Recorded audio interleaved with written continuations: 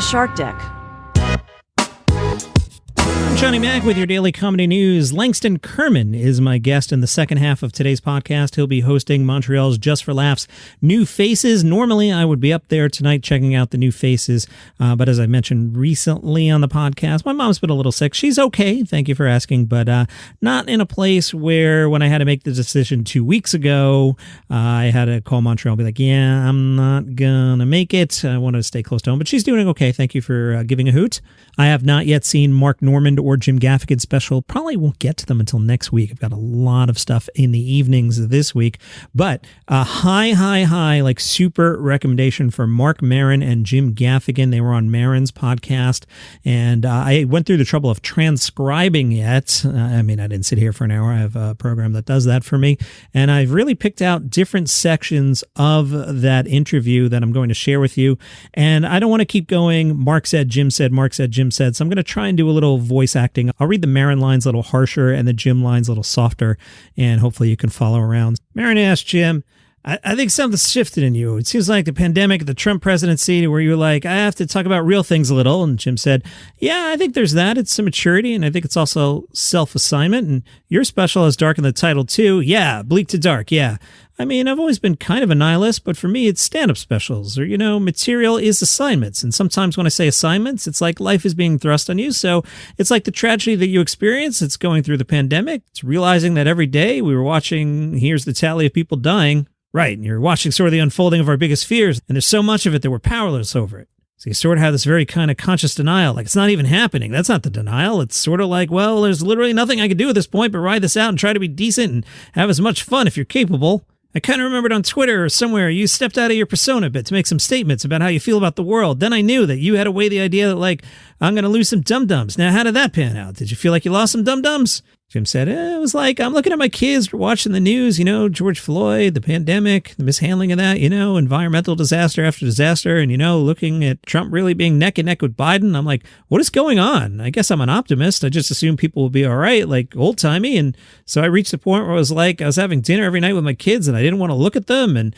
if the democracy did fall, and they started rounding up certain people, yeah, I didn't want to be like, I didn't do anything.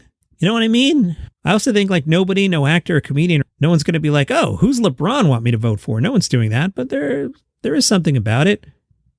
I wish they would. Maron, yeah, that'd almost be better than what the hell's going on. Jim, yeah, but there's something to said for, not that I was even going to talk about LeBron, but I think he's done a lot of good with his platform, and there are consequences. He'd probably be twice as rich if he kept his mouth shut.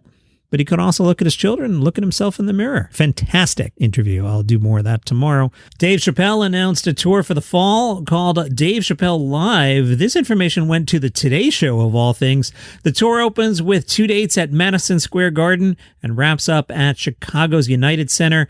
Let's see. New York, Chicago, Detroit, Lexington, Kentucky, Indianapolis, New Orleans, Omaha, Nashville, St. Paul on October 4th, Chicago at the United Center. Tickets on sale today. Local pre-sales today, 10 a.m. General sale tomorrow, 10 a.m. at Ticketmaster.com. Also announcing a tour and also pre-sale today. Brett Goldstein, you know him from Ted Lasso.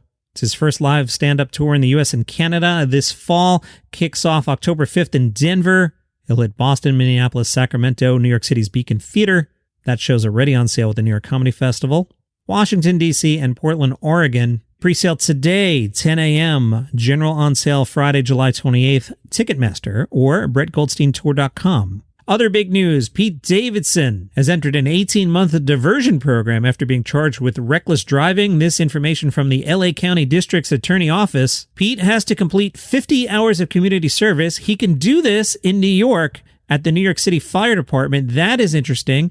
And I'll remind you that Pete's father, Scott, was killed during the 9/11 attacks. His father was a New York City firefighter, so that is of interest. Pete also has to complete 12 hours of traffic school and appear at a morgue or hospital for educational purposes. Pete must also pay restitution and obey all laws. We haven't been on Gossip Corner for a while. Here's one from the Indian Express about Russell Peters. The headline, Sunny Leone says dating Russell Peters was a mistake and addresses the rumor of her husband, Daniel Weber, beating up Russell Peters for making jokes about her. Whoa. The Indian Express, your home for comedy news, tells us Sunny Leone and Russell Peters dated briefly, but their friendship suffered because of it. Sonny said, "It was a mistake. I genuinely believe that him and I were such good friends and we had so much fun together, and everywhere I would travel in the U.S., there were a lot of places that he was at because he was doing a show and would meet up and have fun, drink, go out, be really funny and silly, and all of a sudden we messed up by going out on a date." She asked if Daniel actually beat Russell up for making a joke, as was shown in the streaming series based on Sonny's life, and she said with a laugh, "No, that one was sensationalized a little bit. I really do wish we were still friends. He went this way, I went the other way, which is totally fine, but if I ever did see him again, I'd be so happy to see him. Even if he talked crap in a stand-up comedy, it's okay. When I dated Russell for this really short time, it was also the time I met Daniel, so then it'd be really weird if I was still friends with Russell when I was just dating him and continued to be with him when I was with Daniel. It's like weird mixing of weirdness. I had to drop the friend, and I'm sad about it." And from the New York Post, listen to this crew: Jerry Seinfeld dining with Larry David, Judd Apatow, Amy Schumer, and David Geffen in Italy. Jerry Seinfeld spotted in Italy dining with all those people. The Post says Seinfeld is on vacation with his wife Jessica, and they dinner at Andrea Panza. Seinfeld was also captured posing for a photo with a young wide-eyed fan who came over to the table to greet Jerry. I'm sure Jerry loved that and was like, "Oh yeah, cool. I'd love taking pictures with randoms while I'm out with my celebrity friends." Last month, the Seinfelds were seen soaking up the sun on a yacht in the south of France. The Post says Jerry was showing off his farmer's tan and Jessica was snorkeling in a floral print suit. CBS This Morning profiled Tom Segura. I haven't found any transcripts of that one yet other than this one thing, and Tom told CBS, "It's fun to find a funny thing and something that people go, that's not something to joke about. I think every comedian has at least some of them in that where it's like always fun to poke a little bit." The Streamy Awards were announced. Yeah, I'm psyched for these. Produced by Dick Clark Productions and Tube Filter. The Streamy Awards, as you know, Sunday, August 27th, will stream live on the Streamy Awards YouTube channel. The comedy nominees are, listen to these names: DeMarcus Shawn, Chris Collins, Lucas Lopez, The McFarlanes, and RDC World. Amy Schumer posted on Insta about the Barbie movie. Remember, Amy was going to be in the Barbie movie at one point. She is not. Amy wrote, "Really enjoyed Barbie and Oppenheimer, but I think I should have played Emily Blunt's Oppenheimer role. Do better, Hollywood." Hi, I'm Mark Francis and host of a new podcast, The Messi Effect.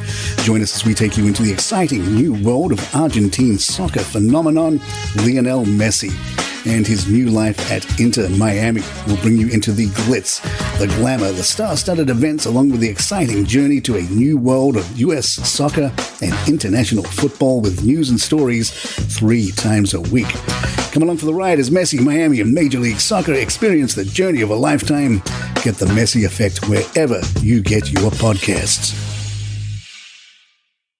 I'm Erica, 1/3 of the podcast Books and Betches, a comedy book podcast where we swear, spoil, and we talk about... Whoa, you cannot say that in this. What do you mean? That's our slogan. It's our gimmick. How about we just give some examples of things we talk about? Well, there's a lot of chaos. I'm Kristen, and with me I have... No. A lot of sidebar conversations. Are you denying the existence of chupacabras? You know, Erica, yes, I am. You can listen to new episodes of the Books and Betches podcast every Tuesday morning, anywhere you get your podcasts. Hey, if you want to support the show, here's a super easy way, okay? On YouTube, I'm trying to get to 1,000 subscribers. When I get to 1,000 subscribers, I can monetize the program on YouTube. So I don't even care if you listen on YouTube. You're already listening, and I thank you for that. But the next time you're on YouTube, go to the Daily Comedy News channel and push subscribe. That's all you got to do. Take you 2 seconds. Your phone's already in your hand, is it? Probably is. Myq Kaplan tonight is playing the Relay Henley in the UK, and he'll be at the Edinburgh Fringe in August.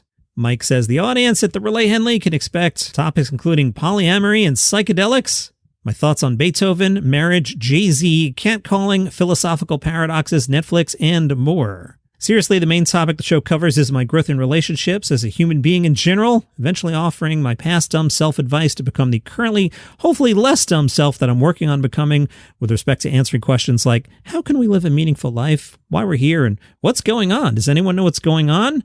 Jenny Yang is playing the Crystal Ballroom in Boston tonight with Eugene Merman. He's the headliner.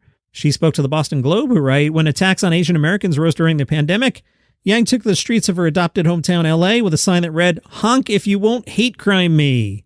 They randomly asked her, seems like a setup, if she'd like to host one of those bachelorette parties on a pedal bar. She said, oh my God, I'm obsessed with those booze bikes. You hear a gaggle of cackling women coming around the corner in denim shorts, and they're so drunk. I want to live that kind of carefree life all the time. Those headbands with little sparking penises, I want that kind of life. Her show's called Fiance Energy, and she's opening for Eugene Merman at the Crystal Ballroom tonight. Let's see who's at JFL. 2:30, Gianmarco Ceresi tapes his podcast. 4:30, Steph Tolev is doing the keynote address. That should be interesting. 7 o'clock, Just for the Culture. 7 o'clock, Ali Wong. 7 o'clock, Deborah DiGiovanni. 7 o'clock, Russell Peters. 7 o'clock, New Faces Group 1. 7 o'clock, Britannic. 7 o'clock, Daniel Sloss. 7 o'clock, Brad Williams. Wow. 7 o'clock, Rashid Badouri in English. 7 o'clock, British. 7 o'clock, Curtis Connor. 7:30, Surrounded. 7:30, Best of the Fest. 7:30, Adrienne Appalucci. She's great. 8:30, Lucas Brothers. 8:30, Judy Gold. 8:30, Drennan Davis. 8:30, Zoner Garg. 9 o'clock, Kyle Kinane. 9:30, Felipe Esparza. 9:30, Daniel Sloss. 9:30, Sam Morrell. What a night, man. Nasty Show at 9:30, New Faces 2 at 9:30, Curtis Connor 9:30, Best of the Fest 9:45, Russell Peters 9:45, Urzilla Carlson 10, Surrounded at 10, Gina Yashir 10:30, Dulce Sloan at 10:30. The Comedy Store presents at 11:59. Zach Zucker presents Stamptown 11:59. Midnight Surprise 11:59. And The Alternative Show 11:59. So even at midnight, you have 4 choices. Let's play the What Would We Do If We Were Going There game. Well, I would go see New Faces 1 and 2. But I'll give you an alternate recommendation in case that is not your jam. But that's absolutely what I would do. But if you didn't want to do that, I would say do Adrian at 7:30. Do Kyle Kinane at 9. He's awesome. Then go have a beer and then hit The Alternative Show at midnight. That would be a great night. Variety wrote about New Faces. Joe Coy remembered being a new face and said, immediately after I walked off the stage, the booker from The Tonight Show said, save that set. We want it on the show. It felt like a scene from a movie. Ronnie Chieng was also a new face. He said, when I was in Australia, would hear about Just for Laughs and all our comedy heroes going there. When I got invited for the first time in 2012 was a huge deal for me and essentially launched my career. I met Trevor Noah and my U.S. agents there. Chieng says of Montreal, it's like a comedy convention. It remains relevant because it's the only chance for people to gather in that kind of setting in North America. It's hard to know where you're going and how you're doing, but JFL gives comics something to aspire to. If you do this, it's a step forward and an indication you're on the right path. Langston Kerman is your host of New Faces tonight. Langston made his debut in 2012 at Just for Laughs All Access. He was named a new face at 2015. I was at that show. Listen to the New Faces from 2015, and this is why I take New Faces seriously. Let me know if you've heard of any of these people. Ready? Dulce Sloan, Alex Edelman, Jack Knight, who unfortunately passed away last year, John Early, Moses Storm, Esther Steinberg, John Rudnitsky, he made SNL, Rob Gleason, Emma Willman, Vladimir Camaño, who I thought was going to have an awesome career. I don't know what happened to Vladimir. Ian Abramson, Chris Redd, SNL, Nate Fernland, Julio Torres, Clayton English, Ashley Barnhill, Langston Kerman, Matthew Broussard, Pat Regan, Leonard Utz, and Claire Mullaney. That's your 2015 New Faces. So think about how many names you know that came out of that. That's why I take this so seriously. So Langston is your host tonight. He's got an upcoming series for Audible you'll hear us talk about. He's also on The Boys. So for Langston, 2 shows, New Faces tonight, 7 and 9:30. He's also the host of New Faces of Comedy Unwrapped tomorrow at 9:30. Friday, he'll tape his podcast, My Mama Told Me, at the Doubletree in the Ovation Room at 11 o'clock. And then Friday night at 7, he's at the Jack Whitehall Gala. Now, you'll hear me at the beginning mention my birthday. I did some show prep, and some rotten, horrible website told me that Langston and I have the same birthday. We don't. Here's Langston. My first 2 things I really hope aren't try hard, but I'm going for them. First up, September 10th, 1969. Oh, Oak Park? No, but birthday, right? You're September 10th? No, not at all. Wait, I was like, Jesus Christ. So the internet is making me look like a jerk. yeah, no, I'm nowhere near September. I'm all the way in April. Oh my God. All right. I'm leaving I was this like, in. yeah, no, that's a cool date. Hell yeah. No, the internet told me September. I'm like, oh, all right, I'll open with that. All right, I totally blew this. So let me just totally ruin my day. I dropped my daughter off yesterday. She's taking 2 weeks of classes at University of Michigan. So I hit That's true. Zingerman's Deli. Is that a good reference to make? Or Yeah. did the locals like it? I had a corned beef with mustard. It was probably the best corned beef I ever had. Yeah, I was about to say it's a go-to. It's great. You're missing on birthdays, but you're nailing it on everything else. That's All right, great. I'm 1 for 2. I got to pick her up in 2 weeks. What should I do while I'm out there? And I'm solo. I'm not looking to pick up chicks, but like what's cool to do? Obviously, I guess it's 2 weeks from now, so there's not going to be any football to go enjoy. Damn, I don't know. it's a summer. I didn't spend summers in Michigan. It was more of a year. You know what I mean? I was getting drunk and hanging out with my friends while I was there. So I can't even recommend adult Ann Arbor that well. Okay, that's cool. Yeah. So normally I hit the festival and I love New Faces. As I was prepping for today, I was at your 2015 show. That's a killer lineup. 2 people out of that made SNL. There's some names there. How was that experience for you? Is it competitive or is like everybody in it together? No, I mean, obviously it is competitive. Stand-up is this is an individual sport at the end of the day, right? Like we're rooting for each other. We love each other, but I'll kill your family if it is the difference between me being successful and not successful. That said, I do look back on that class and feel a lot of warm memories of like us really enjoying each other's little moment, our 5 minutes. We were all like standing in the wings and slamming the floors and being very excited for each other in that moment. So yeah, it was great. Truly a really awesome group. We've often referred to it as like the 2003 NBA draft of lineups, if that makes sense to anybody. And that's it wasn't a small room, but it's smaller than where they have it now. They have it now in the big theater, but yours was more in like it's almost like an auditorium because you got people on 3 sides of you, and it's just gotten bigger and bigger. Yeah, it had real like chemistry 101 vibes, I think, for as far as spaces that, you know what I mean? One of those big auditoriums where a professor comes in and says half of you won't make it all the way to the end of the semester. And that was our vibe, but it's good to know that it's scaling up, that the opportunity is sort of growing, even as there are no opportunities left. It's really exciting. So you're hosting New Faces this year. I was talking to Alonzo the other day, who hosted it a while back, and he said JFL didn't even tell him who was on until 3 days before. As we're recording this, we're 10 days out. Do you know who's on yet? I have no clue. Nobody's told me anything, and I'm sure even when they announce it, they're not going to be like, "Let's tell Langston first, and then we'll tell the rest of the world." As a host, does that matter other than what they put you on the cards and you've got skills and can sell it? Do you need to know about the people? No, I don't think so. I don't think that's my responsibility there. I think I just want to warm them up. You know, I want them to feel good and nice and wet for whatever is coming after me. I don't need that to know who it is. I'm excited to find out who it is, and I'm hoping that it's folks that I know and am personally excited about, but the details are none of my business. So I'm excited to see it all play out. As the host, I keep trying to figure out the right way to phrase this without dragging anybody. Pete Holmes did an awesome job last year. Yeah. But if I compare it to sports, I felt like he was throwing 70-80 and not using his best fastball. And as I talked to Alonzo about it, he was explaining to me, that's probably about, you don't want to like absolutely crush and then you've got someone newer coming along. So what's your philosophy in terms of, going out and doing your A+ material? And I'm not saying, you're going to do bad material, but maybe working the crowd a little bit, feeling the room, reacting to the moments rather just coming out and then, making someone less experienced follow your A+ game. Yeah, I mean, I've never hosted for New Faces before, so I can't say that I'm speaking from any experience in that space, but I think hosting in general is far more about making the crowd feel comfortable than it is about like being the best comedian on the lineup. Like when you are hosting, you are almost accepting that like at the end of the night, when everybody's filing out, they're not stopping at you and being like, you were my favorite. They're stopping at you and being like, hey, you were a good time.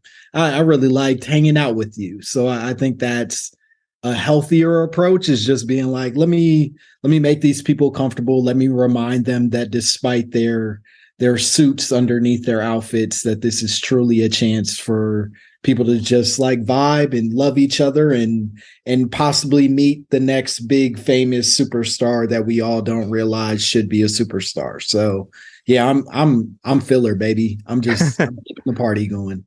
So as a new face, are you tighter during that performance than you might be on a different night? Are you worried about industry, or is it just another night? For me personally, or well, back in 2015.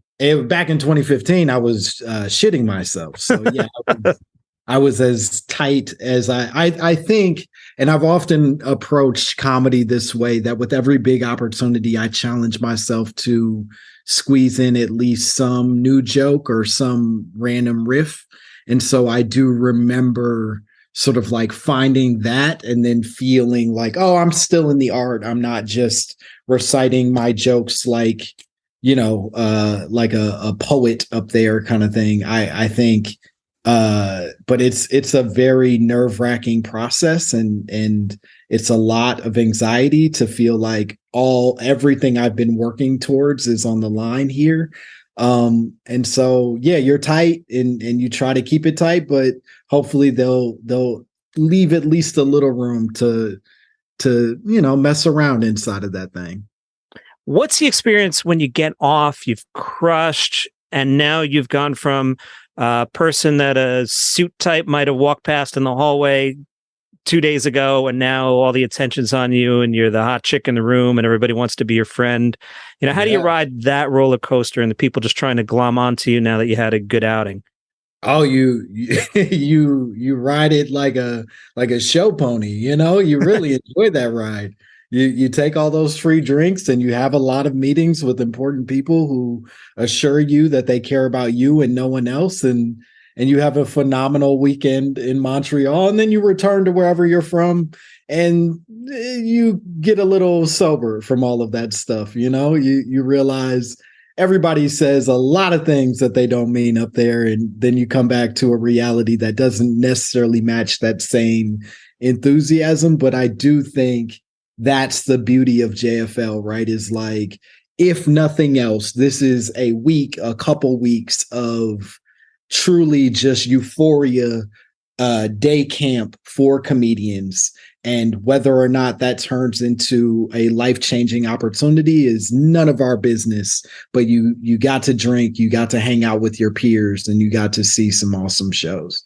Do you have any spots up there that you really like? When I go, I love daytime Mount Royal. I always go up to the top, and I could lose a couple pounds. I'm a bit of a runner, but I love, it's just a nice free, I don't know what it is, 3-4 mile downhill. If you climb all the way to the top and you can run that path down, that's a nice cruise. But do you have any spots that you like? I haven't done that, but I think I'm gonna challenge myself to do that. That sounds really nice. Our New Faces year went and did the I can't even remember, those boats where you like are sort of like doing that weird rafting thing, but they're like the wave runners. Like they're these giant boats where they basically are like intentionally slamming you into these giant waves, and did that with a bunch of like agents and other comics. And that was great. I'd go and do that every single time I'm there. It's really fun. Oh, that's a good time. Yeah. You said the word poet. I try not to ask comedians things they've been asked and answered 500 times. So I hope this topic doesn't bore you. But as I was digging in, I'm like, wow, MFA in poetry. That is awesome. That is something. It ain't, I wouldn't call it awesome, but it is technically a thing that I did. So yeah, it's great. What's the transition from poet, teacher, comic / actor? That's the sequence there. What's the decision-making process around there to get out of one and turn to the other? Oh, the decision-making was deep unhappiness. I think that was it. No, I think at its core, poetry is something I really loved and did for years as a younger person. And I was writing, I was performing, I sort of had waves of being a performance poet. And then I transitioned into literary poetry, which led to the MFA. And ultimately, for a while, at least, was thinking maybe I'd find a career in that. I think at its core, some of the driver into comedy felt more about being able to get some of those same feelings out that you might find in a poem, right? Some of the emotional journey that I'm exploring in my poetry without feeling as tethered to just the words on the page, right? That like when you are reciting a poem, a lot of it is just sort of say the words as they are written, because the precision of the words is what we are celebrating. And the joy of comedy is almost the looseness around the original words and sort of finding new feelings as you're performing it every single time. So comedy for me felt like an opening up of some of my creative form, whereas poetry felt, at least now, feels a little constricting for what I want to do. Does it help you with your writing, maybe finding a different word, an atypical word to punch up a bit? Does that translate at all? Yeah, I'd be lying if I didn't say that some of my comedy sort of like mimics my poetry, and certainly it's very intentional in that way. It's not like I just am a sucker for the old form. I think I recognize a lot of the things that I did well in poetry and try to apply them as much as I can to the comedy. And it helps, I think, or maybe it doesn't. Maybe people hate it and they're not telling me as often as they should. But for now, it feels like the poetry is servicing the comedy and vice versa.